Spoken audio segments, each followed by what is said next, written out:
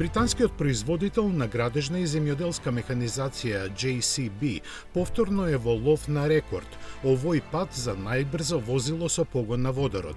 Планиран е за соборување овој август на соленото езеро Бонвил во сојузната американска држава Јута.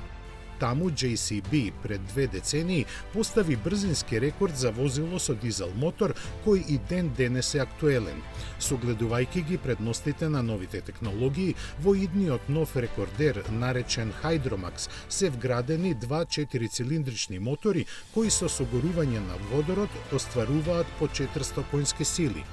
Поставени на спротивните краеви на возилото долго 9,7 метри, тие ја распределуваат тежината идеално, што е битно за стабилноста при големи брзини. За развој се потрошени 5 години, а целта е постигнување 475 км на час.